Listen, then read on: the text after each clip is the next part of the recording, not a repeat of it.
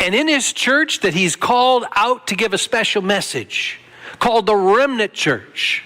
He's saying the wheat and the tares are growing together. The wheat and tares are going to grow together till the harvest. But his warning is they'll only grow together until the harvest. There's certainly a principle for the wheat and tares that we need to consider here. And Jim Micheff, the president of the Michigan Conference, has sought to uproot Conrad Vine from being able to speak in the Michigan Conference. He has a letter here that is written in regards to Conrad Vine that he is not to be part of the Michigan Conference or speak at any meetings. And this has to do with obviously what Conrad Vine said in regards to his statements concerning the church, concerning the leadership, and concerning the establishment of a parachurch and the redirection of tithe. But was that really what it was about? Wasn't it about the health message? I understand that it had to do with the health message and standing up and understanding that our health message, that we have to stand up, very similar to what happened in Daniel chapter 1, where the 3 boys were committed to standing up no matter what the kingly authorities might force on them.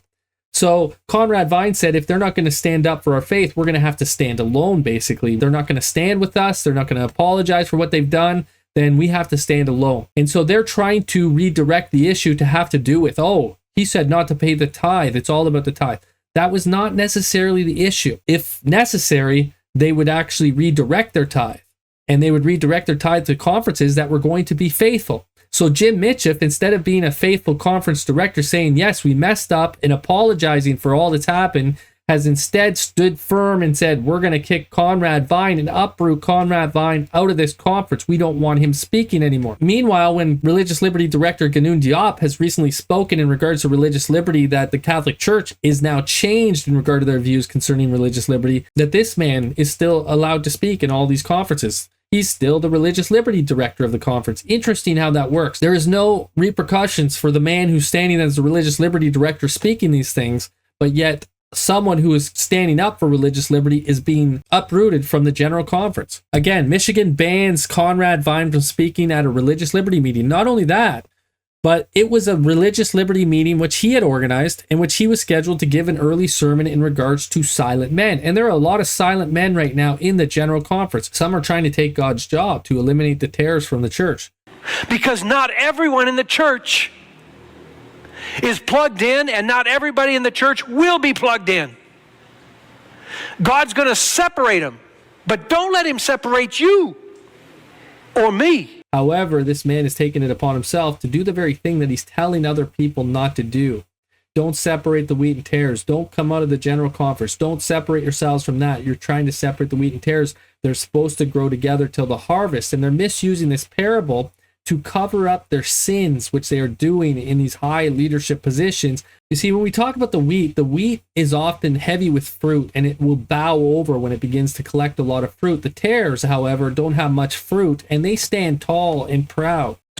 And at the time of the harvest, there's going to be a separation.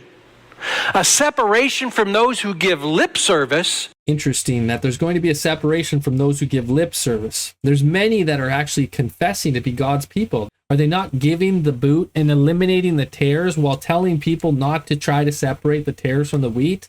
This is exactly what Jim Micheff is guilty of. Ellen White once spoke in regards to A.T. Jones when Elder Smith wanted to have A.T. Jones not speak at his local meetings because he was speaking things Elder Smith did not agree with. And it says, well, if Elder Smith takes the position, God will surely remove him out of the way. For God has not given him the authority to say what shall come into the tabernacle from our own people and what shall not. But if he holds that position, we will secure a hall in the city, and the words God has given Bro Jones to speak, the people shall have them. And this is the same thing that applies right now to Jim Micheff and Conrad Vine. See, Jim Micheff is taking a position that is going to have him removed out of the way. It may be that the entire general conference and the leadership in it may be removed out of the way. I want to affirm my Michigan Conference administration. And you know, that's really sad that Jim Micheff was affirmed by Pastor Ron Kelly. According to Spirit of Prophecy, he says there is a sympathy for sin and sinners that is dangerous to the prosperity of the church. At the present day, you must have love is the cry. But the sentiment that would excuse wrong and shield the guilty is not the love of the Bible. There's a counterfeit charity, a counterfeit love that is taking place, and it's not helpful to the people. I don't think it's helpful to call for the resignation of anyone. You see, When teachers or professors shall sacrifice religious principle to please a worldly, amusement-loving class, they should be considered unfaithful to their trust and should be discharged. That's according to the Spirit of Prophecy. She says they should be discharged. And ultimately, they've left religious principle, something that is completely contrary to the principles of the Seventh-day Adventist faith. And to stand on the principles of the Seventh-day Adventist faith is to stand on the platform of truth. And to leave that platform of truth is to leave the pillar and ground of truth, which is God's church. And it might be that the leadership has left the building. They do not understand religious liberty. They do not understand the health message. And so in all these principles, they've left the faith, and therefore they need to be removed. They need to be discharged. The men in these positions need to understand religious liberty. They need to understand the health message. They need to understand the basic principles of the Seventh-day Adventist faith, which these men in these positions do not. Those who are coming against the teachings of these men are accused of being the dividers. And he's saying when that time comes, there's going to be a shaking that happens within that remnant church. What is the remnant church? According to Revelation chapter 12, the remnant is the seed of the woman, and it's spiritual seed. It's by birth that they become seed of the woman, the spiritual birth. And that's the only way that you become a member of God's church. And I understand that there are apostates and tares among the wheat, but yet the wheat is the only thing that makes up the remnant. Enfeebled and defective as she may be, the church is the one object. The one object. It's us, and it's the organization. Even Ellen White herself said this. She said, God is a church. It's not the great cathedral. It's not the national establishment. It's not the corporation. Neither is it the various denominations. It is the people who love God and keep his commandments. Now, we need to understand that the General Conference organization was added to the church. It was used by the church.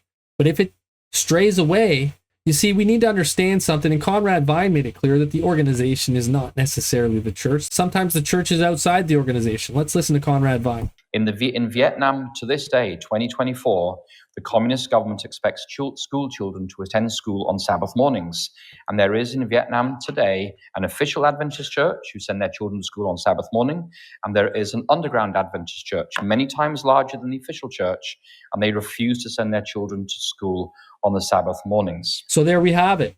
One is official, apparently official, organized, the organized church that sends their children to school on the Sabbath. And then we have another people who don't and follow God's commandments and actually keep the Sabbath. And they're not part of the General Conference. And that's in Vietnam. It's not only true in Vietnam, but Conrad Vine had many other examples. He used examples from Russia.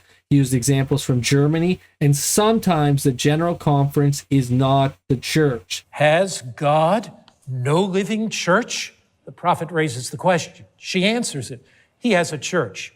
But it is the church militant, not the church triumphant. We are sorry that there are defective members. There are tares amid the wheat. Okay, so what is the church militant? Well, it's military. It's at war with the devil. The dragon is making war with the remnant of her seed, which keep the commandments of God. And God's children, of course, are going forth to save people. And that's their warfare. That is the arm.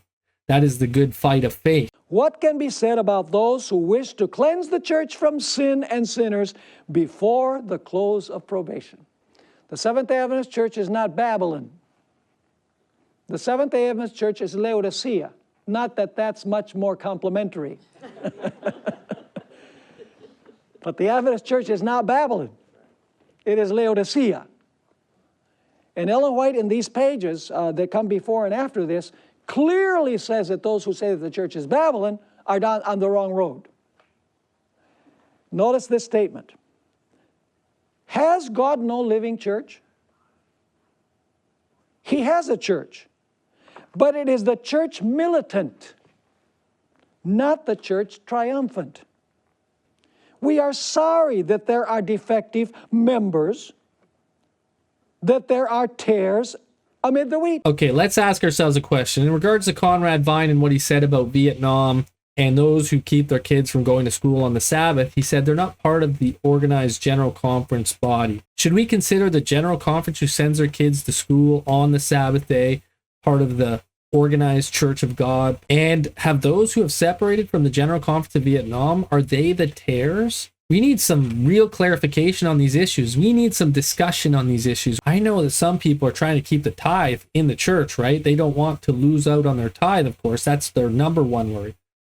See, Stephen Bohr needs to worry about souls, and that's what really needs to count, instead of worrying about where his money's coming from next. Both of these men quoted from Testimonies to Ministers, page 45, but I want to read a little bit of the context, page 46 and 47, just a touch. It says, Jesus knew that Judas was defective in character, but notwithstanding this, he accepted him as one of the disciples and gave him the same opportunities and privileges that he gave to the others whom he had chosen.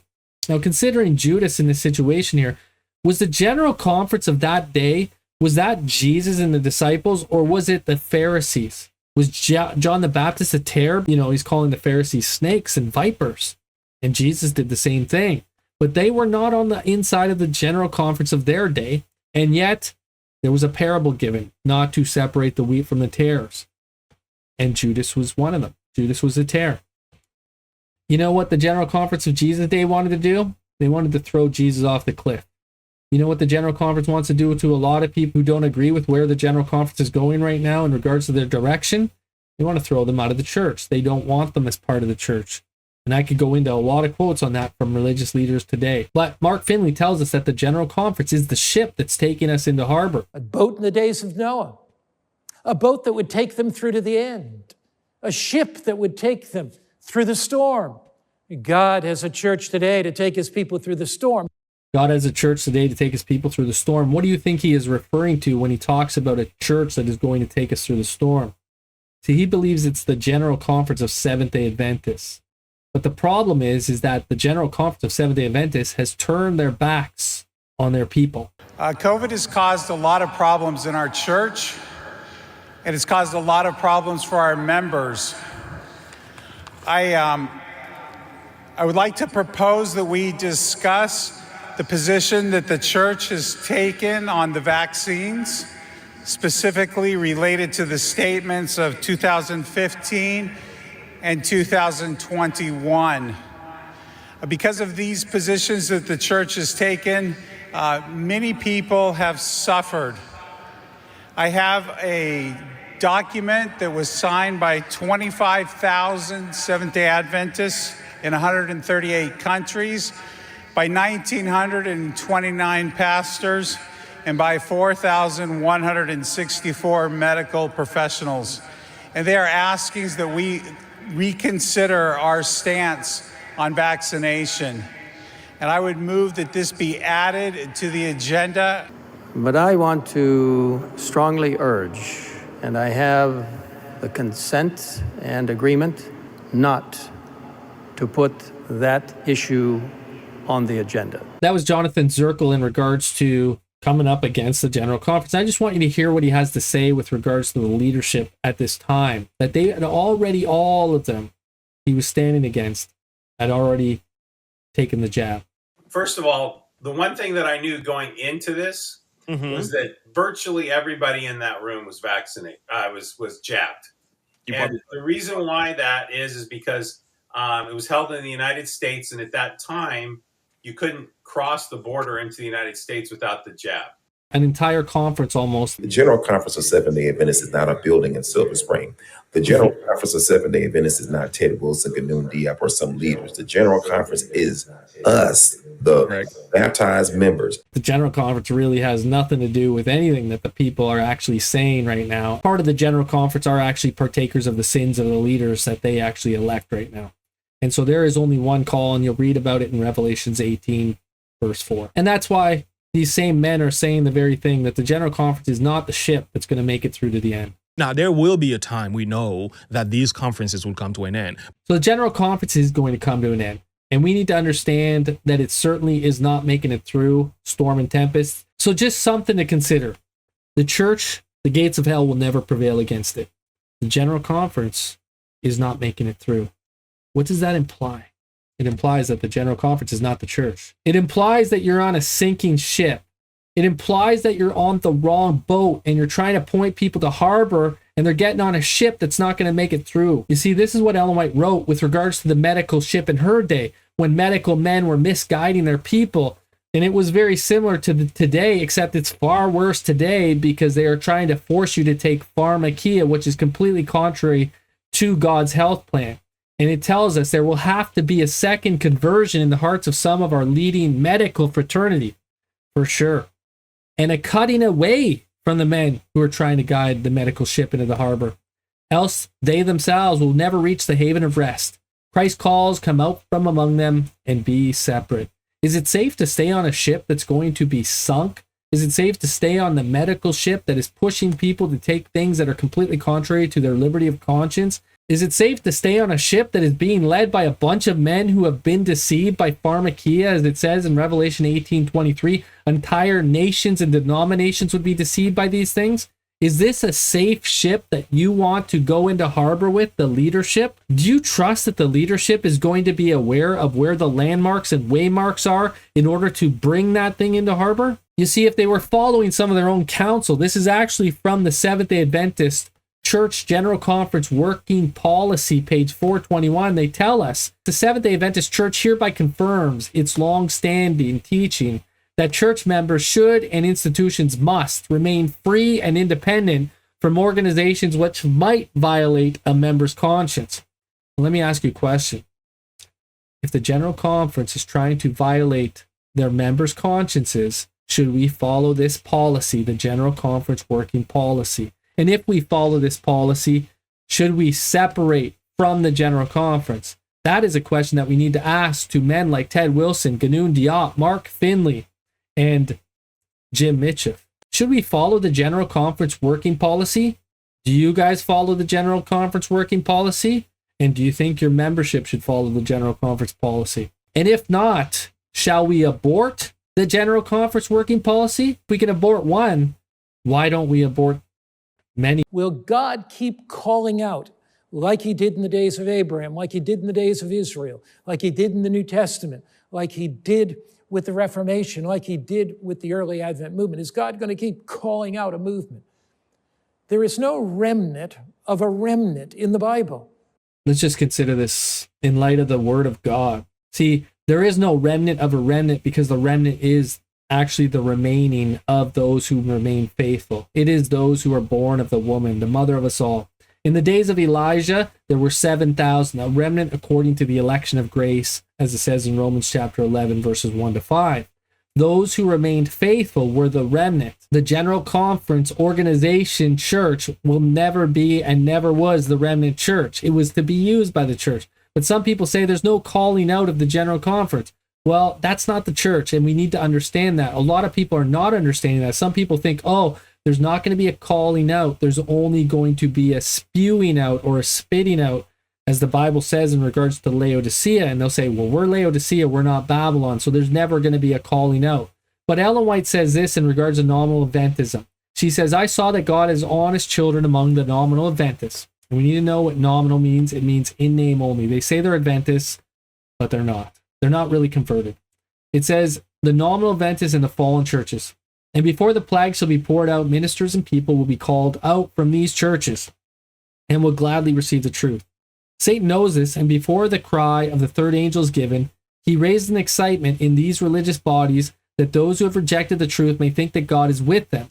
He hopes to deceive the honest and lead them to think that God is still working for the churches, but the light will shine and all who are honest will leave the fallen churches and take their stand with the remnant. They're going to come out of nominal Adventist churches at the end of time, at the time of the loud cry, at the time of trouble. That's the time that this quote applies to. Time and place needs to be considered with regards to the spirit of prophecy. And there is a time coming where nominal Adventism churches will be fallen, and there's going to be a call out of Adventist churches. In fact, she continues and she says, I'm instructed to say that we must do all we possibly can for these deceived ones. Their minds must be freed from the delusions of the enemy, and if we fail in our efforts to save these erring ones, we must come out from among them and be separate. There is a possibility of a coming out. And to say that there was unconditional promises for the General Conference and that there will never be a coming out, that's not what the spirit of prophecy says. God is going to work on the same principle that he worked in time past with all other branches of his work. God does not change principles from one work to the next work. God is going to work on the same principle. And the same principle was he called people out of these denominational churches. Another one, as reformers, they had come out of the denominated churches, but now they act a part similar to that which the churches acted. We hope that there would not be the necessity for another coming out. And Ellen White is speaking in regards to the General Conference here. And even the Ellen G. White estate actually admits this and puts this in the comments on this quote. And they tell us she spoke against the General Conference Church here.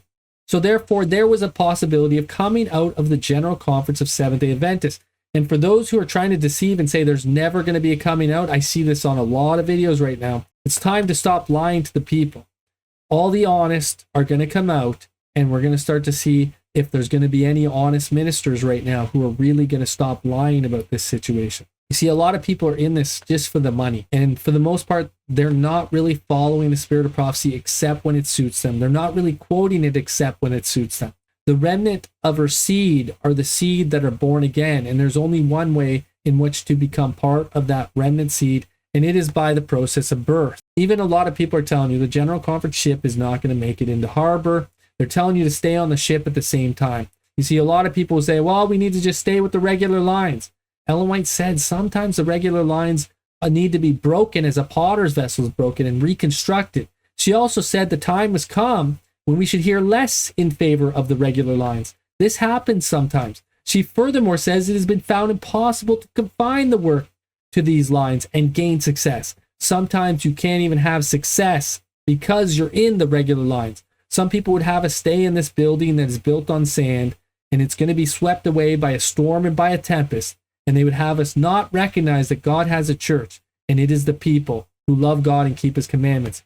He has a people that really truly are the remnant of her seed, which are going to fulfill Bible prophecy. However, a lot of people want to have us believe that it's going to be a denomination or a corporate organization that has actually sold everything to the government and can't speak against and cannot even speak the truth for these last days because it would be losing money. And that's what it's about for the most part for the General Conference. A lot of these men are in it for gain, and they're not uniting, and God's people are not to unite with them. That's what we've been told in the spirit of prophecy. So here we stand on the word of God. God help us. Let the protest continue.